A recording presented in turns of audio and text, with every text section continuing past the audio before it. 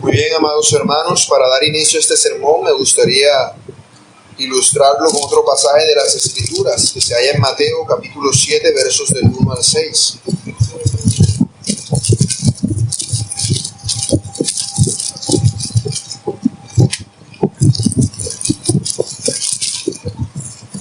Mateo capítulo 7 versos del 1 al 6 dice así: No juzguéis para que no seáis juzgados, porque con el juicio con que juzgáis seréis juzgados, con la medida con que medís os será medido.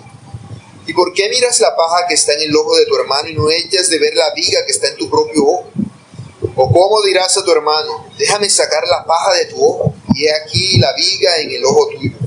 Hipócrita, saca primero la viga de tu propio ojo, y entonces verás bien para sacar la paja del ojo de tu hermano. No deis lo santo a los perros, ni echéis vuestras perlas delante de los cerdos, no sea que las pisoteen y se vuelvan y os despedacen.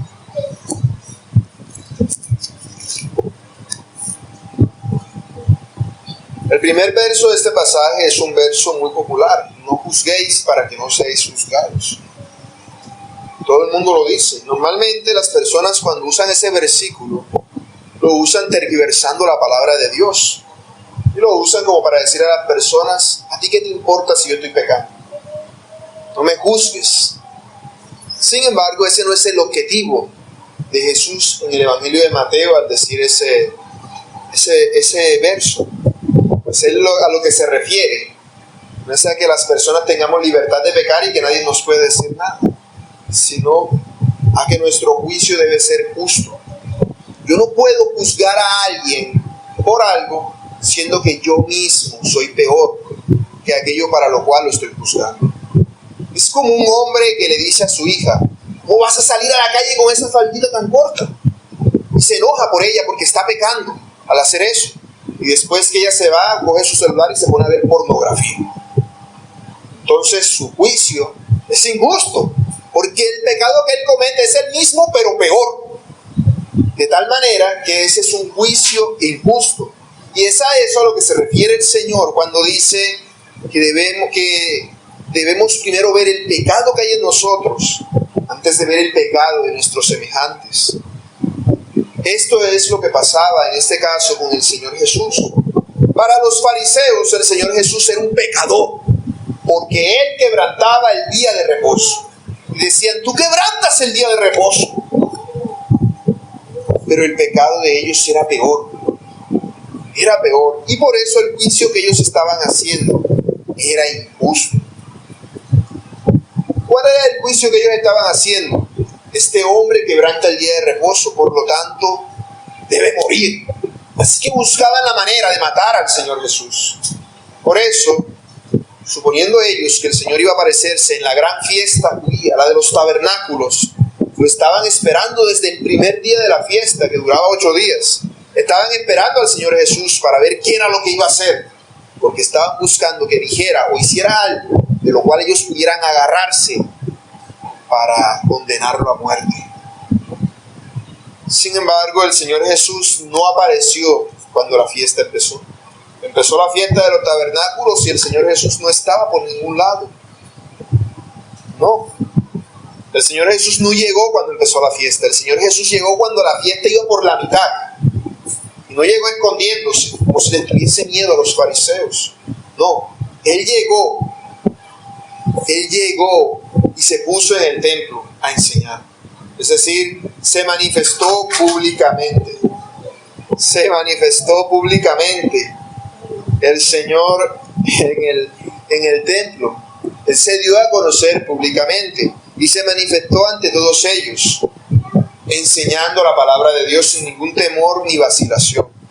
Al Señor Jesús no le importaba lo que ellos pensaran de Él, pero al Señor le preocupaba el bienestar de las personas, inclusive de sus enemigos. Él se preocupaba inclusive por los fariseos, por eso todo el tiempo lo vemos confrontándolos y llamándolos al arrepentimiento. Él no quería su destrucción, sino que ellos se volvieran a Dios, que ellos creyeran en Dios. Y ese es el objetivo con el cual el apóstol Juan escribió este evangelio, para ellos, para las multitudes y para nosotros, para que creamos que Jesús es el Cristo y creyendo tengamos vida en su nombre. Para eso se escribió este evangelio.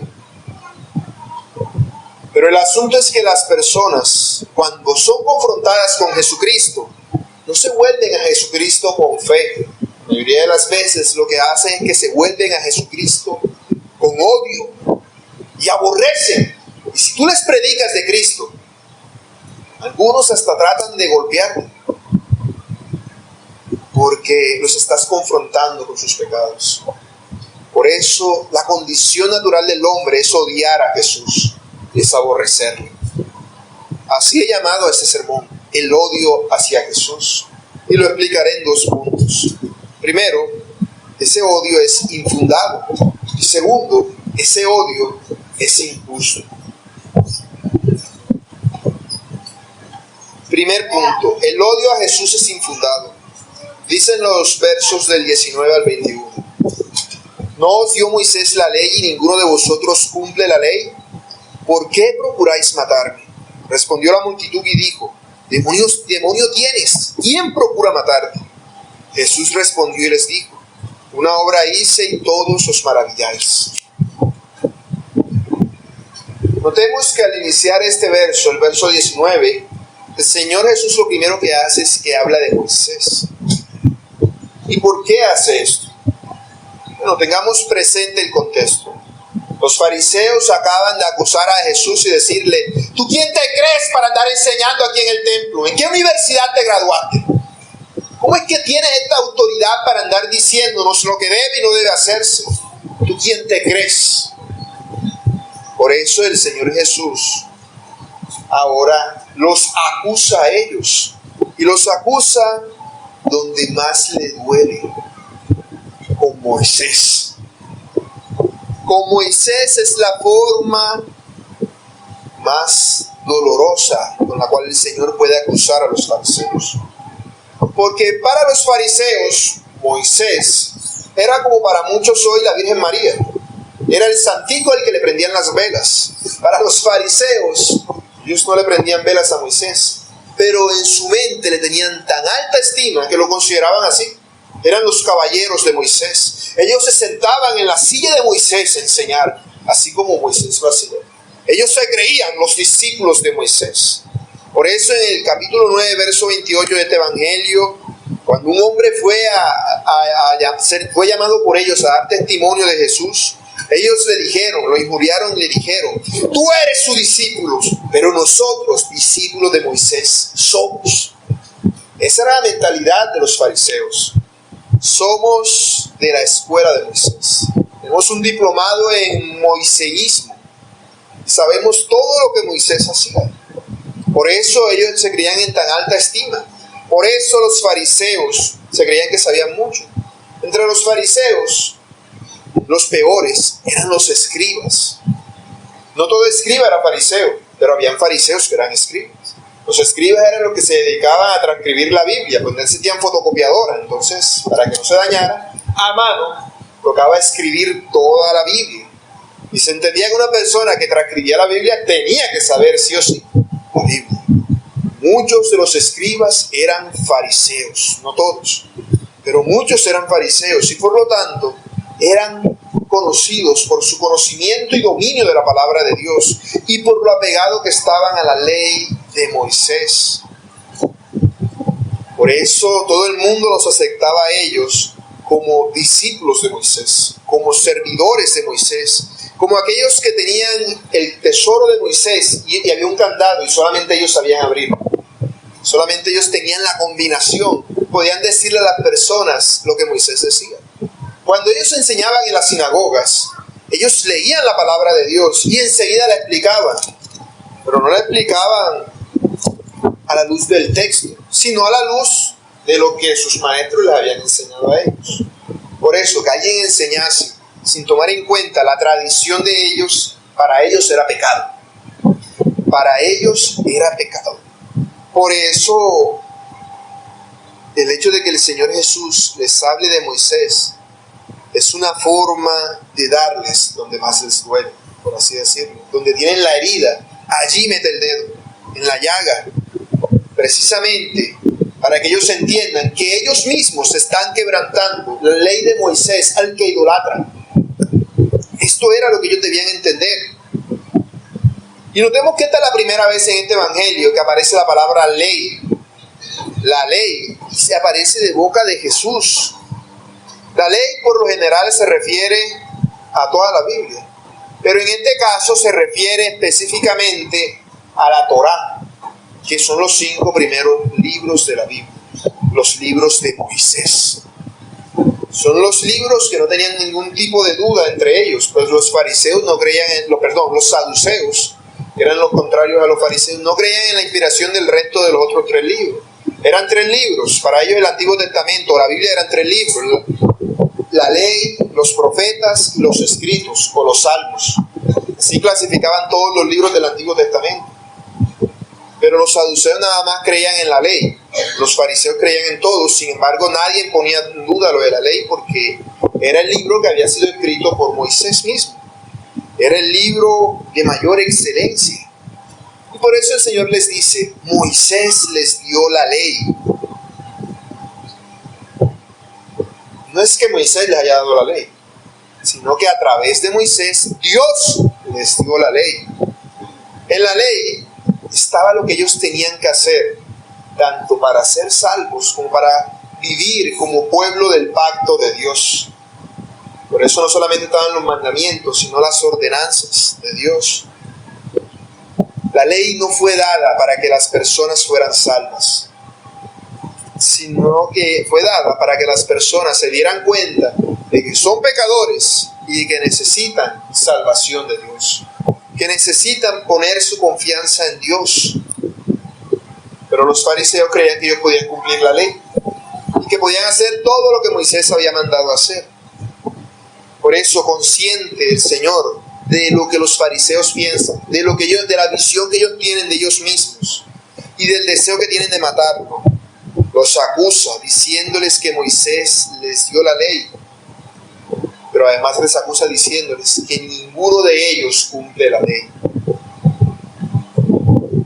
Y no la cumplen, obviamente, por lo que les dije. Nadie puede cumplir la ley. En Romanos capítulo 3, verso 9, el apóstol Pablo dice, ¿qué pues? ¿Somos nosotros mejores que ellos? En ninguna manera, pues ya hemos acusado a judíos y a gentiles que todos están bajo pecado, como está escrito, no hay justo, no hay uno. No hay justo ni aun uno, no hay quien entienda, no hay quien busque a Dios. Todos se desviaron. A una se hicieron inútiles, no hay quien haga lo bueno, no hay ni siquiera. Así que nadie podía ser salvado por la ley. La ley no podía salvar a nadie. Pero los judíos habían pervertido la ley y ahora la utilizaban para violar la misericordia de Dios y poner pesadas cargas sobre las personas. Para ellos la ley era el día del Señor tienen que hacer esto, esto y esto, y el que no lo haga, castigo merece. Debe ser castigado gravemente. Sin embargo, no veían ninguna forma de que no se pudiera desobedecer la ley. Para ellos no había ninguna forma en la cual pudiera desobedecerse la ley. Pero ellos no entendían que en realidad no podían cumplir la ley. No entendían que estaban alejados del propósito de Dios. Y es que debemos entender qué es la ley. La ley es aquello que nos muestra el carácter santo de Dios. Cuando la ley te dice, no matarás, implicando odio o matar de forma premeditada, se refiere a que Dios no actúa así. Cuando la ley dice no cometerás adulterio, se refiere a que Dios mismo no cometa adulterio. Cuando la ley dice no tomarás el nombre del Señor tu Dios en vano, se refiere a que Dios no toma su propio nombre en vano. La ley nos muestra el carácter de Dios. Por eso la ley nos muestra a Dios mismo. Y Dios es amor. Por eso toda la ley se resume en amor. En cierta ocasión, uno de los escribas, los que sabían que transcribían la Biblia, que quería hacer caer al Señor Jesús, le preguntó: ¿cuál es el primer mandamiento de todos? No porque sea el primero de los 10, sino el primero de importancia.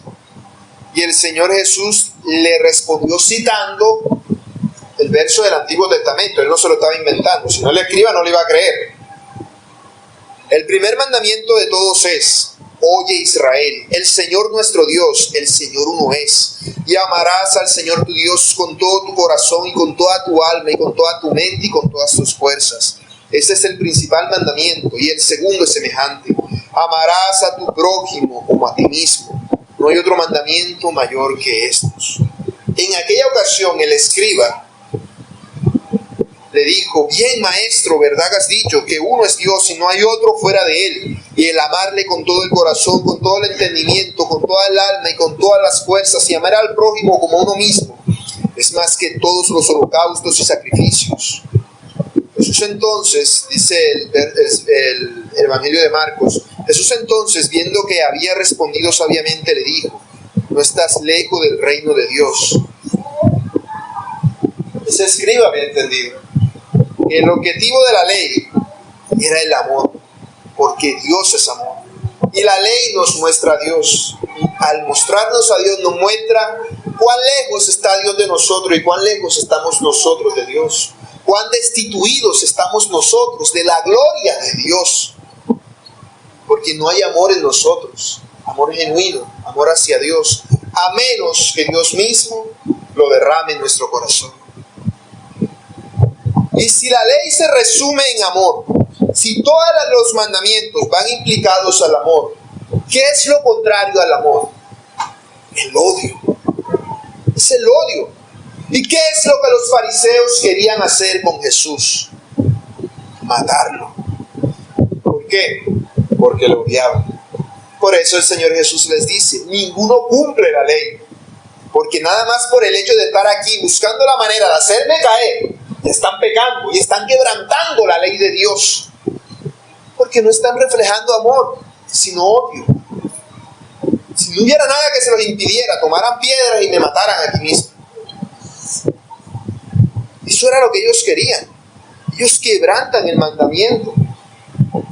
¿Y por qué odiaban al Señor? Porque el Señor no se guiaba por lo que ellos decían. Mientras el Señor hiciera cosas que no los afectara a ellos, ellos bien. Capaz que hasta lo coronaban de Mesías. Pero cuando empezaba a decir cosas que los contradecía a ellos, eso ya era algo muy grave para los fariseos. Tomemos en cuenta que el Señor les dice que ellos son indignos de ser seguidores, de ser discípulos de Moisés, y por ende también de Abraham, que era el padre, porque ellos veían a Abraham como su padre, porque ellos no cumplían la ley, porque estaban confabulados para matar a una persona inocente. Es decir, si yo me pusiera en el punto de vista de los fariseos y dijera: ese hombre no es Dios, es solamente un hombre, aun si yo pensara que es solamente un hombre, estoy pecando por querer matarlo. O sea, no había razón. Lo que ellos estaban haciendo no tenía ningún fundamento.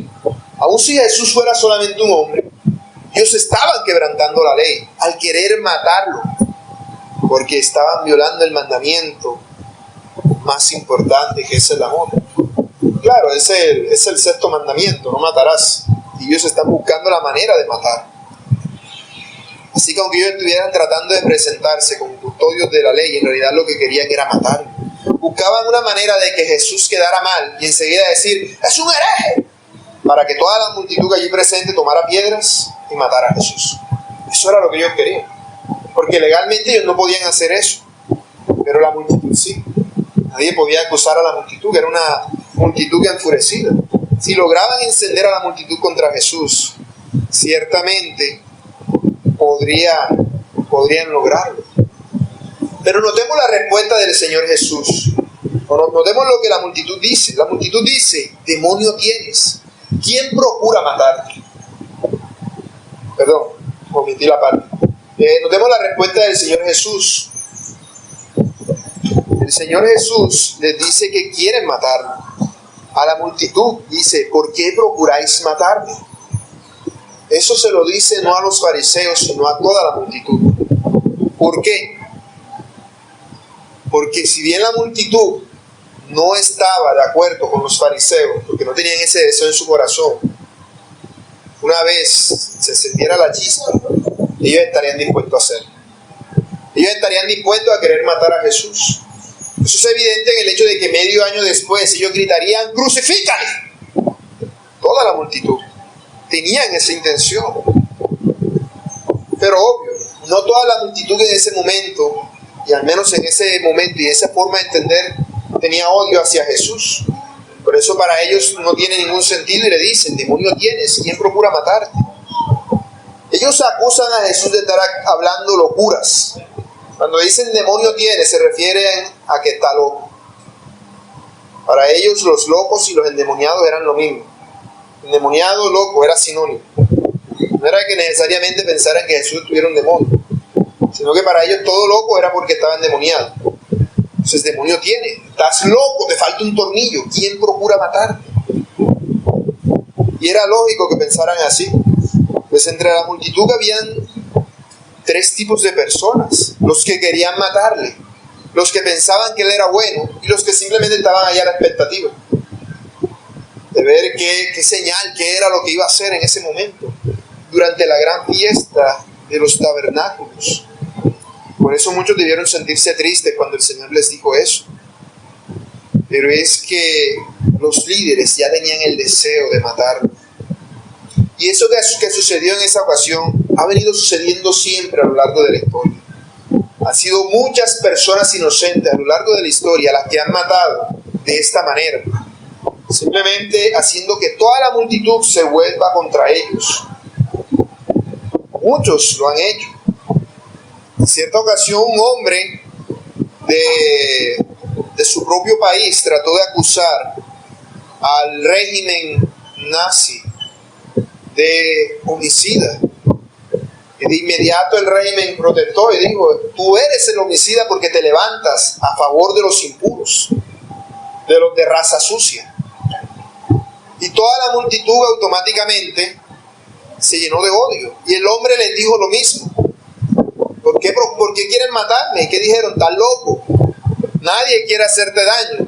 Te estás inventando él. Aunque todos sabían entre la multitud que por haber dicho lo que dijo, iba a terminar muerto. Todos lo sabían. Eso es precisamente lo que está pasando aquí. Cuando Jesús dice eso, la multitud, aunque no tuviera ganas de matar a Jesús, debía entender. Porque antes de que Jesús llegara ya estaban buscándole por todas partes. Y la gente no sabía para qué lo buscaba. Pero ahora Jesús les está diciendo por qué. Porque querían matarme. Para eso era que me estaban buscando. ¿Y por qué estaban buscando a Jesús para matarlo? Por lo que él había hecho. Ese crimen tan grande que él había cometido en contra de ellos. Por eso él les dice: una obra hice y todos os maravilláis. ¿Cuál es esa obra? Ese crimen tan grande que el Señor Jesús hizo, por el cual los fariseos quieren matarlo. Dice el verso paralelo que leíamos al principio, en Juan 5:15. El hombre se fue y dio aviso a los judíos que Jesús era el que le había sanado. Y por esta causa los judíos perseguían a Jesús y procuraban matarle, porque hacía estas cosas en el día de reposo. Ellos querían matar a Jesús desde la vez que él sanó a este hombre que tenía 38 años enfermo. Recordemos que al inicio de su ministerio el Señor Jesús fue al templo y volcó las mesas de los cambistas y echó a todos. En ese entonces nadie le hizo nada. Si hubiesen querido matarlo en esa ocasión era el momento propicio. Por eso fue mucho más fácil cuando volvió a hacerlo al final de su ministerio. Porque para ese entonces ya todo el mundo estaba envenenado en contra de Jesús. Pero en aquel entonces nadie le hizo nada. Porque Jesús no representaba una amenaza para ellos. No lo era. Por eso Nicodemo pudo ir libremente en aquella ocasión a Jesús, de estar con él. Quizás fue de noche por miedo a lo que fueran a pensar, de que una persona que se graduó de tantos títulos, que tiene un doctorado en la universidad tal, fuera a hablarle a un tipo que no estudió en ninguna parte, que le diera pena, y por eso fuera de noche a ver a Nicodemo. Pero de allí a que tuvieran intención de matarle en aquella ocasión. El deseo de matar a Jesús empezó después de que Jesús sanó a este hombre en día de reposo. A entender que fue la primera ocasión que desde el punto de vista de ellos el Señor les quebrantó el día de reposo. Porque en los otros evangelios vemos que hay multitud de ocasiones en las cuales el Señor quebranta el día de reposo.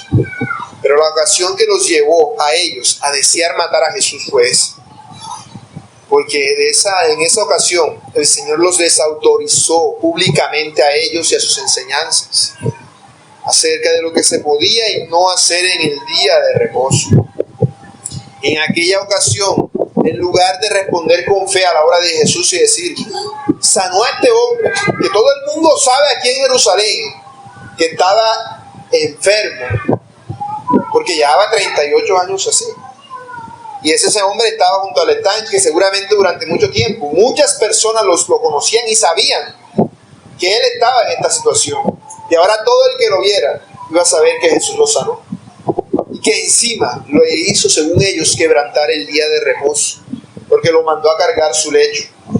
Cosa que para ellos era un crimen capital. Que el hombre estuviera cargando su camilla en el día de reposo. Y eso, este hombre paseándose, y al ser una persona conocida en toda Jerusalén, automáticamente los desautorizaba a ellos delante de todo el pueblo y les hacía perder el poder que tenían. Por eso esa obra era tan especial. Por eso las otras acciones que el Señor había hecho en Jerusalén, como al principio del ministerio, cuando hizo muchos milagros en Jerusalén y muchos creyeron en Él, nadie procuraba matarlo y Él podía ir libremente por Jerusalén. Pero acá vemos cómo el Señor se ganó el odio de todos simplemente por hacer el bien. El Señor estaba desautorizando lo que ellos decían. Por eso, aunque el Señor hiciera las señales que hiciera, ellos no iban a creer. Si el Señor Jesús se les hubiese aparecido después de resucitado a los fariseos, no hubiesen creído en Él. Si no hubiesen pensado que es un engaño, o que Satanás tiene poseído el cadáver y está moviéndolo a modo zombie o algo así. Pero no iban a creer en Él. En este evangelio, en el capítulo 12, verso 37, dice que a pesar de que había hecho tantas señales delante de ellos, no creían en Él. Y pasaban diciéndolo, y que danos una señal. Y el Señor todo el tiempo estaba dándole señales. Ellos no querían creer en Él. Y por eso su crimen es peor. Porque el pecado es peor para aquel que ha sido expuesto a un mayor grado de luz. Al haber visto tantas señales y al no haber creído en esas señales, ellos se hacían de una condenación mucho mayor de aquellos que lo habían rechazado sin haberlo visto. Esto es lo que el mismo Señor dice en el capítulo 15, verso 24. Él dice, si yo no hubiese hecho entre ellos obras que ningún otro ha hecho, no tendrían pecado. Pero ahora han visto y han aborrecido a mí y a mi Padre, aún a pesar de haber visto. Por eso el odio que ellos sentían hacia Jesús no tenía ningún fundamento. Era un odio infundado, porque estaba demostrado que todo lo que Jesús hacía era vivo, que no estaba haciendo nada malo. Segundo punto, el odio hacia Jesús es injusto. Dicen los versos del 22 en adelante. Por cierto, Moisés os dio la circuncisión, no porque sea de Moisés, sino de los padres. Y en el día de reposo circuncidáis al hombre. Si recibe el hombre la circuncisión en el día de reposo para que la ley de Moisés no sea quebrantada, ¿os enojáis conmigo porque en el día de reposo sané completamente un hombre? No juzguéis según las apariencias, sino juzgad con justo juicio. Notemos que el Señor Jesús sigue dándoles en la herida y les sigue hablando de Moisés. Ellos estaban escandalizados porque el Señor Jesús había sanado a un hombre en el día de reposo. Por eso el Señor, para demostrarles lo errados que están y lo perversos que están siendo, Él se rebaja a su nivel, como si Él estuviera aceptando lo que ellos creen o lo que ellos piensan, y en sus propios términos empieza a juzgarlos para tratar de hacer que entiendan lo que están haciendo. Es como cuando habló a los saduceos. Ustedes conocen el pasaje, los saduceos no creían en la resurrección de los muertos, y el Señor Jesús, cuando los confronta, les dice, recuerden el pasaje de la zarza ardiente y cómo Dios le dijo a Abraham, a Moisés, yo soy el Dios de Abraham, de Isaac y de Jacob, porque yo no soy Dios de muertos, Él no es Dios de muertos, sino de vivos. El Señor le citó a los saduceos la Torá. Es decir, él no usó los libros que los fariseos consideraban que no estaban inspirados, sino que usó los libros. ¿Ustedes creen que estos libros son inspirados? Bueno, de estos libros les cito un pasaje que habla de la resurrección. De igual manera acá, con los fariseos, ellos creen y veneran a Moisés y creen que el día de reposo no debe ser quebrantado bajo ninguna circunstancia. Por eso el Señor se rebaja a sus términos y en sus términos les habla. Por eso Él les habla acerca de la circuncisión. Por eso Él empieza a hablar acerca de la circuncisión para mostrar lo débil del argumento y del odio que ellos tienen, lo infundado que está. Él les dice que Moisés les dio la circuncisión. Aunque Él lo dice así, porque era lo que ellos pensaban. Aunque Él sabía que en realidad Moisés no era el que les había dado la circuncisión.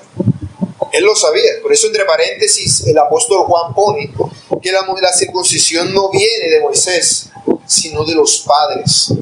Viene de los patriarcas, del pacto que Dios hizo con Abraham. Es anterior a Moisés. Pero para que no se ofendan y para que no se cierren a lo que Jesús está diciendo y presten atención a lo que Él está diciendo, Él se rebaja a su nivel y les habla de Moisés, como si Moisés fuera el que hubiese dado la ley. Moisés dio la ley en el sentido de que fue dado como mandamiento, pero entre ellos ya se practicaba la circuncisión desde mucho antes, desde los tiempos de Abraham. En Levíticos 12:3 Moisés le dio el mandato de la circuncisión y le dijo: y al 8º día se circuncidará al niño. Por eso era ley en Israel que todo niño varón a los 8 días de haber nacido era circuncidado. Era circuncidado. Esa era la costumbre. ¿Y qué pasaba? Que la circuncisión no era algo muy sencillo de hacer. Literalmente tenían que tomar al niño. Lo que hacían era que tomaban al niño y con la boca el sacerdote tomaba el prepucio del niño y lo cortaban. Lo tiraban y lo cortaban así para sacarlo. Y lo ensangrentaban allí. Y tenían que curar al niño, obviamente, porque le habían hecho una herida.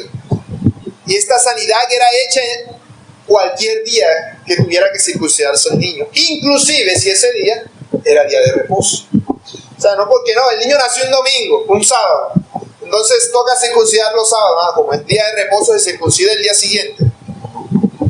Siendo día de reposo, circuncidaban al niño. Y nadie consideraba que los padres del niño, o el sacerdote, o el que estaba circuncidando al niño, estaba quebrantando el día de reposo, porque cayera sábado el día que tocara circuncidarlo. No, nadie pensaba que el niño estaba haciendo algo malo.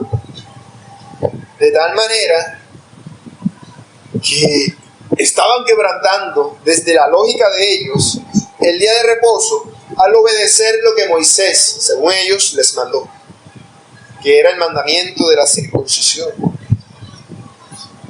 Por eso eran hipócritas. Sanar a un hombre que llevaba 38 años enfermo, de una enfermedad que en todo su cuerpo, cuando el Señor Jesús no hizo ni el más mínimo esfuerzo, sino que le dijo: levántate, toma tu lecho y anda. Ya, se fue todo el trabajo que hizo el Señor Jesús ese día. Para ellos era mayor violación del mandamiento que lo que hacían en el día de reposo si les tocaba circuncidar a un niño. Eso para ellos no era tan grave como lo que Jesús había hecho. Y ahí se nota cómo no encajaban las fichas dentro de su propia lógica y de su propia forma de hacer las cosas. Para ellos, lo que el Señor Jesús había hecho era algo mucho peor. ¿Por qué ellos quebrantaban el día de reposo con la circuncisión y no lo veían como algo malo?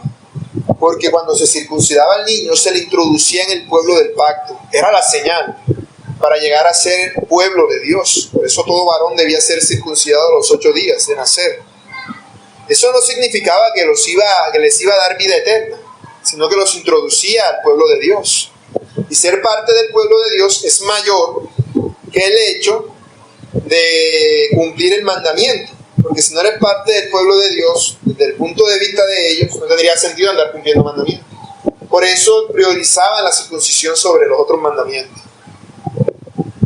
Entonces sí habían excepciones para el día de reposo que ellos mismos hacían. Y Jesús les está dando un ejemplo. Les está dando un ejemplo de que sí hay excepciones para lo que se puede hacer en el día de reposo.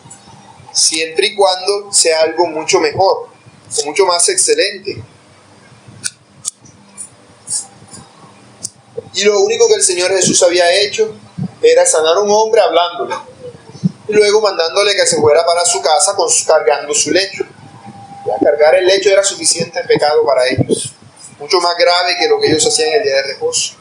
No entendían que el bien que él hacía era mucho mayor, porque él sanaba a este hombre. Ahora este hombre podía cumplir el día, podía guardar el día de reposo los demás sábados que le quedaban, podía cumplir toda la ley.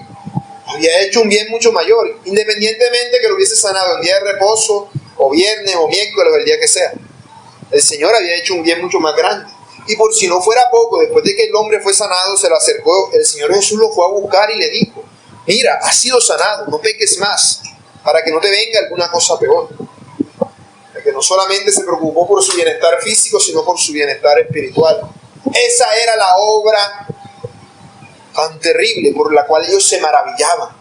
Maravillaban quiere decir que estaban aterrados. ¿Cómo era posible? Era de asombro. ¿Cómo era posible que alguien pudiera hacer eso? Asombro para lo malo. Por eso el Señor les dice: si se recibe el hombre la circuncisión en el día de reposo, para que la ley de Moisés no sea quebrantada, os enojáis conmigo porque en el día de reposo sané completamente un hombre. Ese es un argumento que no tiene ningún ton ni son el que ellos hacían. Por eso el Señor Jesús hace una lógica sigue su lógica de mayor a menor. Sanar a un hombre completamente era algo mucho mejor que sanar una pequeña herida.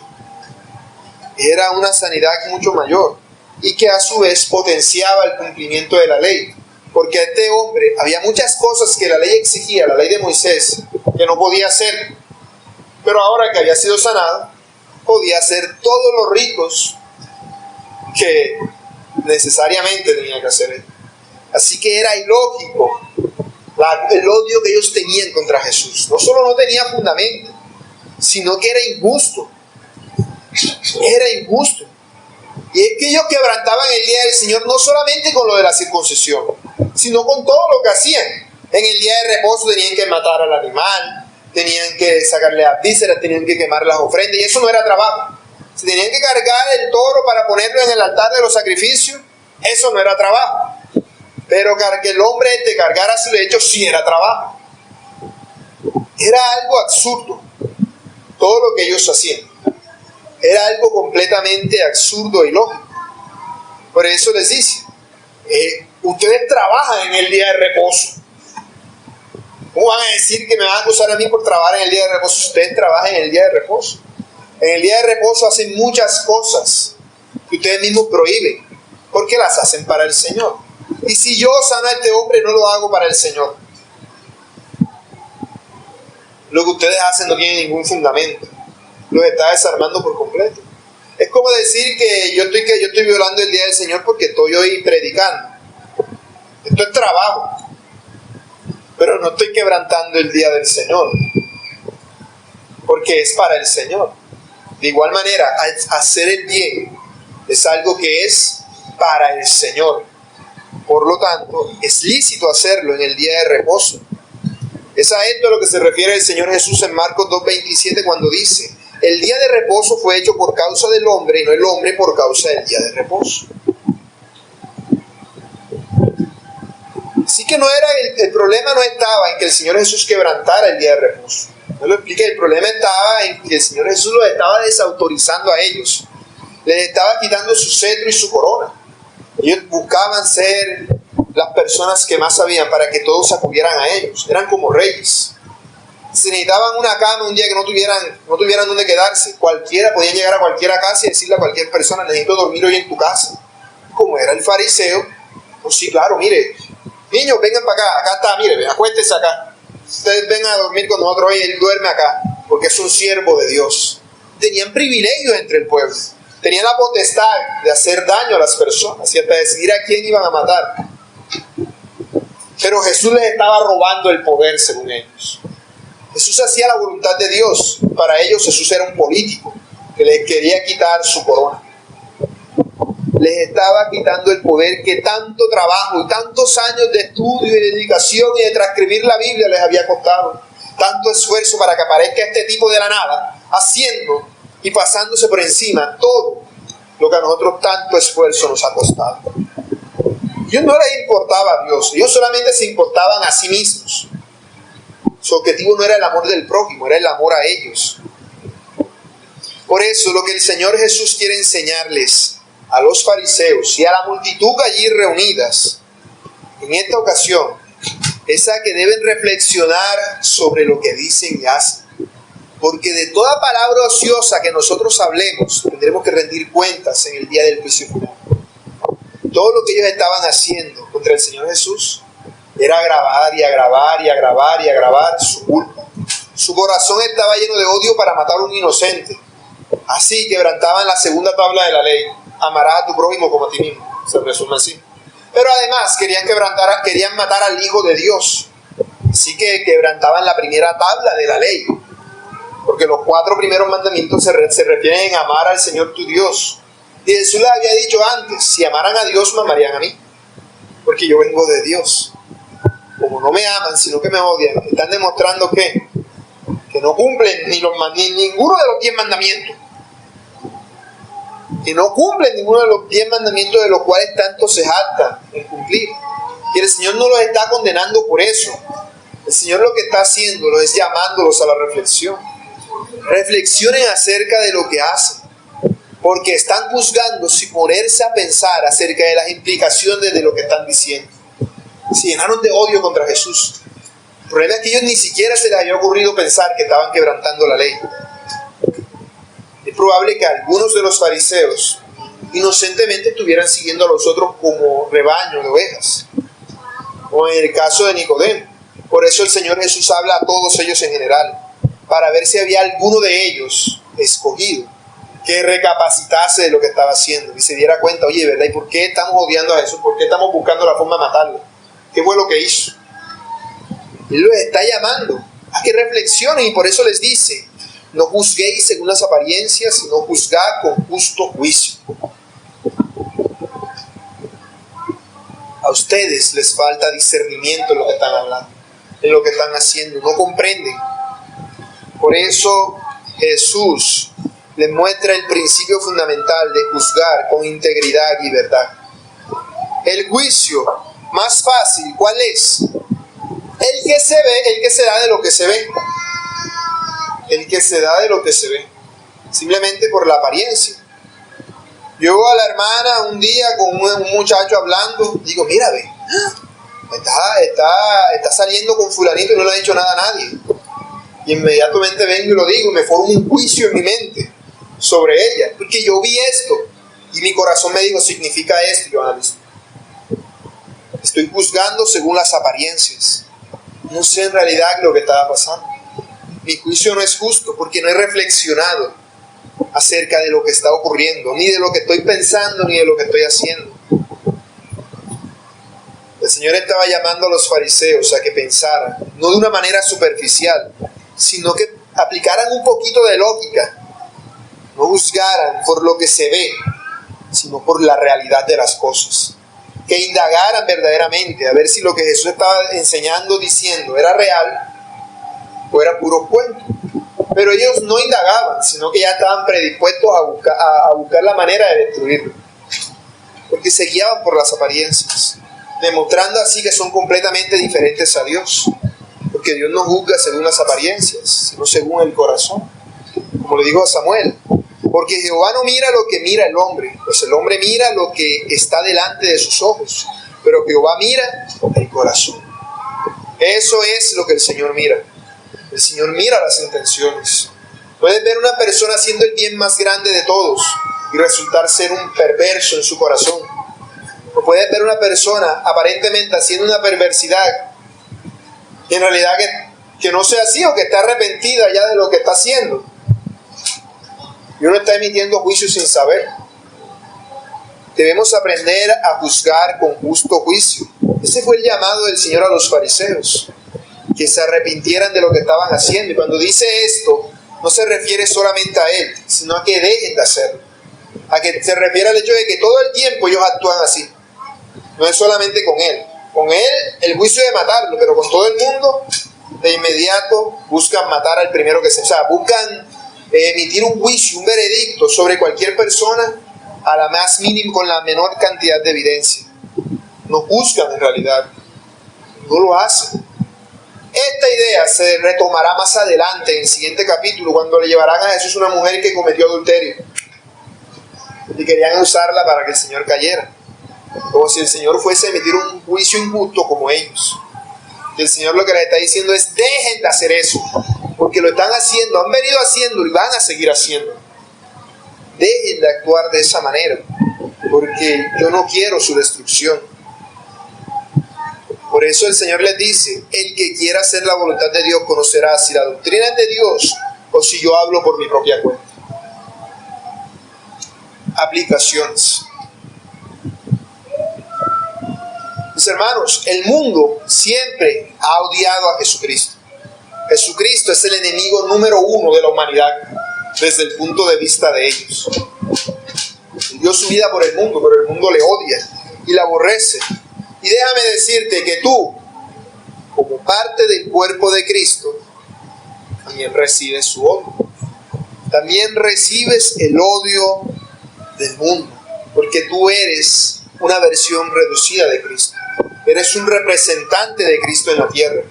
Y por lo tanto, tú eres el objeto del odio del mundo.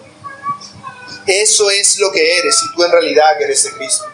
Porque si el Espíritu Santo vive en ti, tú eres una representación de Cristo.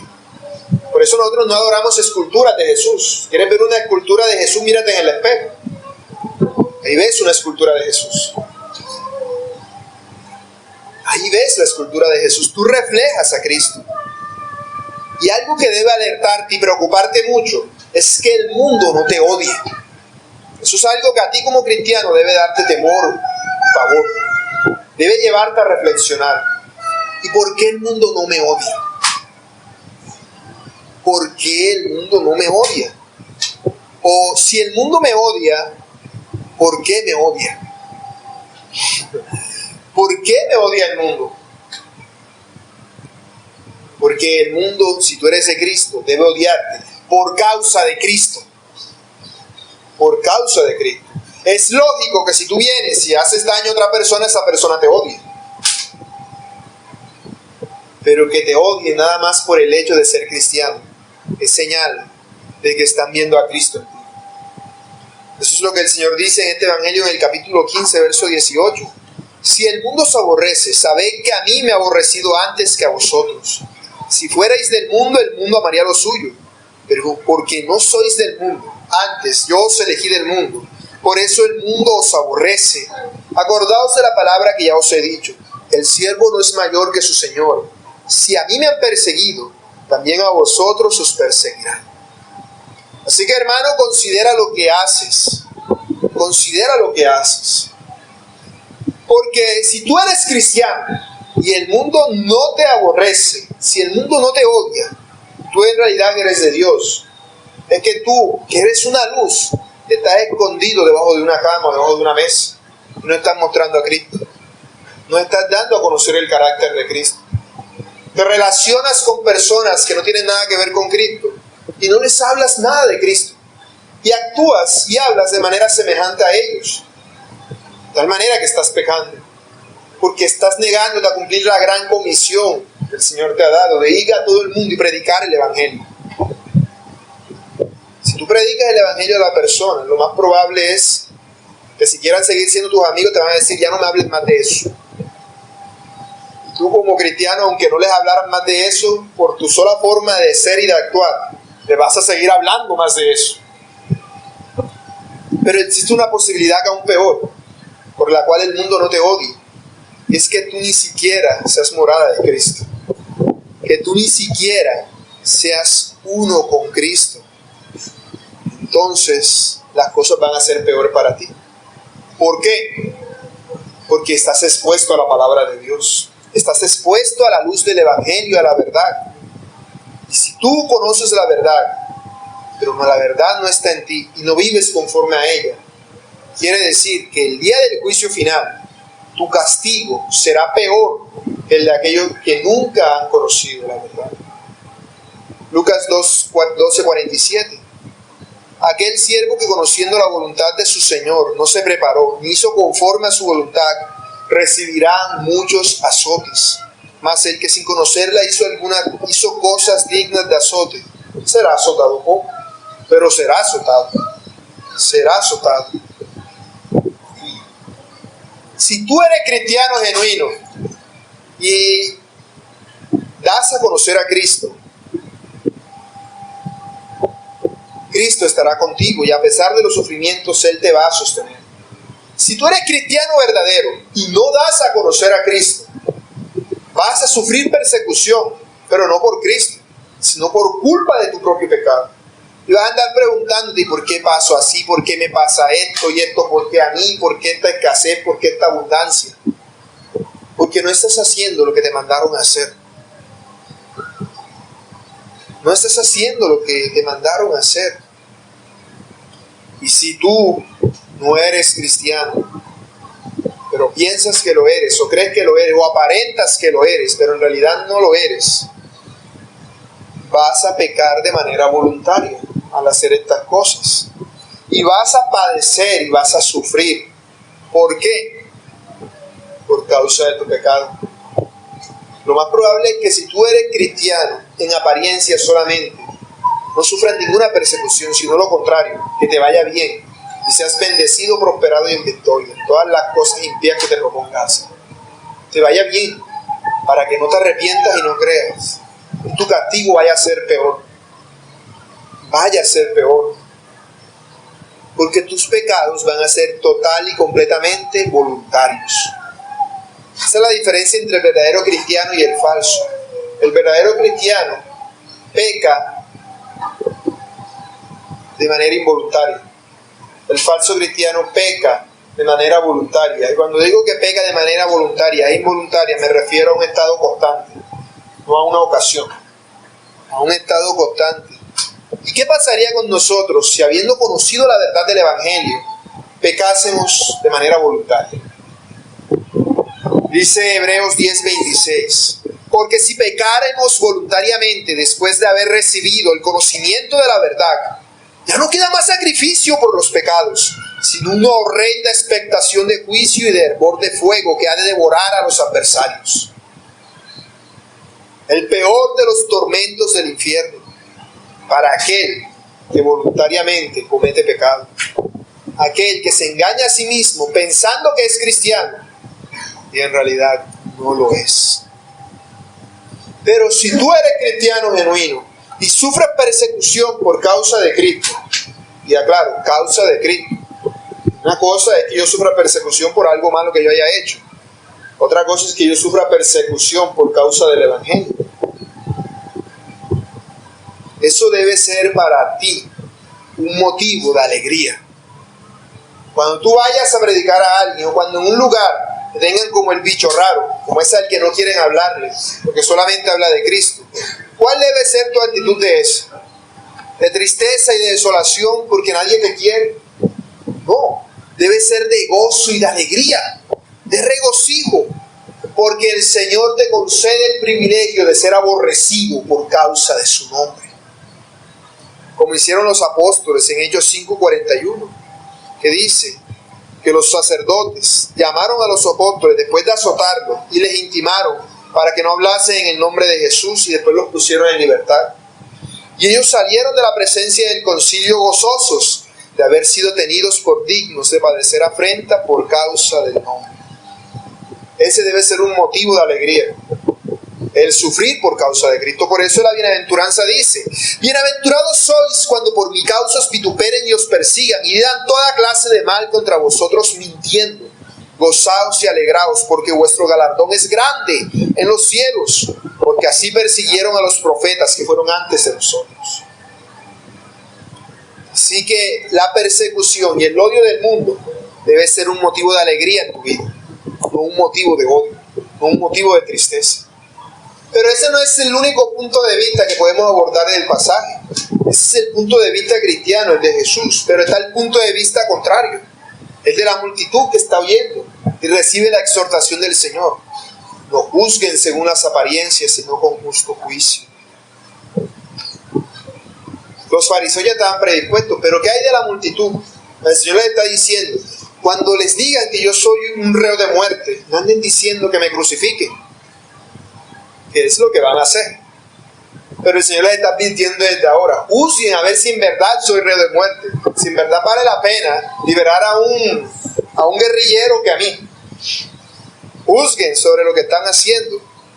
Y no todos lo hicieron, porque habían algunas mujeres que se afligieron cuando el Señor fue condenado a llevar la cruz. Pero nosotros también debemos aprender a hacer esto. El texto que leíamos en Mateo al principio, no juzguéis para que no seáis juzgados. Quiere decir, no juzguen de manera hipócrita. No juzgues a otros, siendo que tú mismo cometes ese pecado.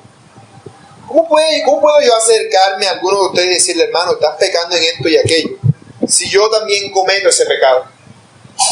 Soy un hipócrita, inclusive si tengo una buena intención. No, yo no quiero que el hermano siga pecando, pero yo sí sigo pecando. Farsante hipócrita. ¿De qué me serviría a mí que ganara el mundo si perdiera mi alma? Debemos tener cuidado de no tener juicios superficiales, de mirar más allá de las apariencias. Si vemos una persona que no nos saluda, no pensemos, mira, ya ni me habla ahora como tiene plata. No, digamos, ¿qué le estará pasando? ¿Será que estará pasando por una situación difícil? Yo no sé, no he dicho. Pero la tendencia natural es a pensar mal del otro, cuando el otro hace algo que para ti es ofensivo. No pienses mal del otro. Primero averigua qué es lo que está pasando, porque si no, tu juicio es injusto y estás haciendo exactamente lo mismo que los fariseos. No juzgues a tus hermanos, no juzgues a las personas tampoco porque hayan cometido un error una vez, porque eso también es un juicio injusto.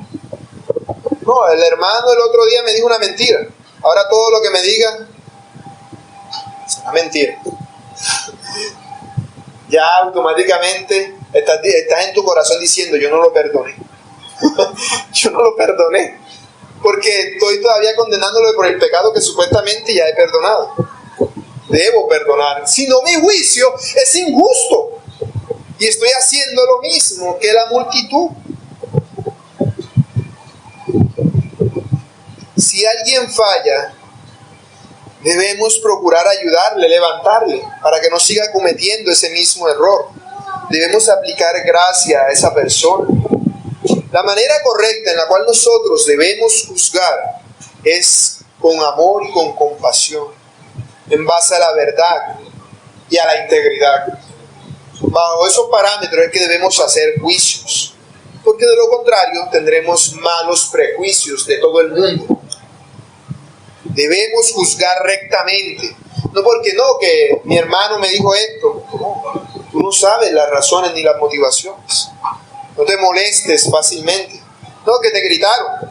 El hermano vino y te iba a decir algo y te lo dijo gritado. De pronto esa es su forma de ser, o de pronto tiene rabia por algo que le pasó y sin querer lo hizo. Aún así, eso no es razón para formar prejuicios en nuestro corazón. Debemos juzgar con rectitud a la manera de Cristo. Debemos hacerlo. Y para eso hace falta valor. Valor para afrontar a nuestros hermanos. Valor para no tomar la vía fácil. ¿La vía fácil cuál es? Me miró maluco, ahora no le hablo. ¿La vía fácil cuál es? Ahora me odian, ahora me aflijo. No, debemos tomar nuestra cruz y seguir a Cristo. Ese no es un camino de rosas, sino de